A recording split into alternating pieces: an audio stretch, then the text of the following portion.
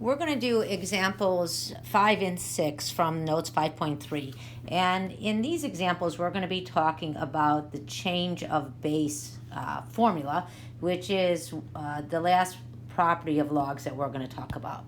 So in section 5.1, we learned how to evaluate logarithms using our graphing calculators for special logarithms with bases of 10 and e. And although our calculator has a log template that lets us put in any base, many calculators do not. So we know that we use the log key for a base of 10 and the ln key for a base of e.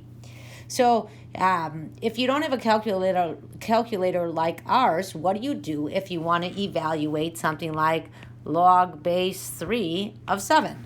If there's no log base 3, no way to enter log base 3, then we can use something called change of base. So the change of base formula allows us to write a logarithm with any base in terms of any other base.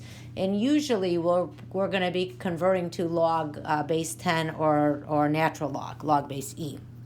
So this is the expression. So we can say that log base a of x, if I want to convert it to a new base, say base b, all I need to do is take the argument of the log, and that's going to go in the numerator with my new base. So I'm going to have log base b of x divided by log base b of the previous base, which is a. And for most graphing calculators, we're going to focus on common log base 10, or natural log base e. Log base e. So here we would have log base a of x. So we're going to take the x and make that the argument with base 10, so log 10. And we're going to take the base a and put that in the denominator as log a. So that's what the change of base is. And change of base, like I said, is not that useful now for us with the TI Inspires, but it does come up in certain math contests and on some other ways of thinking about logs. And one way to think about the change of base is that there's really only one log function, and all log functions are just constant multipliers of the other. So if we have a different base, really all we're doing is multiplying one log function by some constant multiplier. So they're just vertical stretches or shrinks of each other. So we're going to do a couple examples of the change of base. So first, we're just going to practice writing expressions using change of base. So if we're given log base 6 of 32, we can write this expression equivalently with common log or natural log. So common log is base 10, so I can write this as log of 32 over log of 6. And equivalently, I can use natural log, so I can do log base e, so that would be the same thing as ln 32 over ln 6. So all three of these expressions will be the same.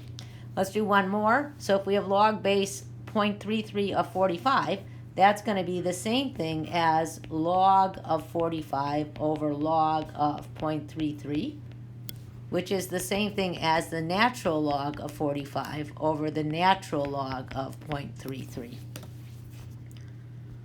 And now for the final example on this in these notes, we're going to go ahead and evaluate a couple expressions using change of base. So don't use the template key on your calculator. Instead, just use the log or natural log key. So if we wanted to evaluate this on our calculator without using the log template, we'd have to enter log 11 over log 6.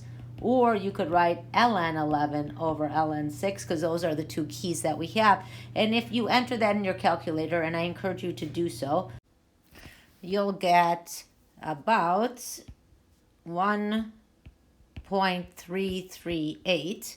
And we're going to do one more, log base 16 of 26. So we can write that using common log of 26 over log of 16. That's equivalent to natural log of 22 over the natural log of 16. And if you enter those into your calculator, you will get approximately 3.920 when we round to 3 decimal places.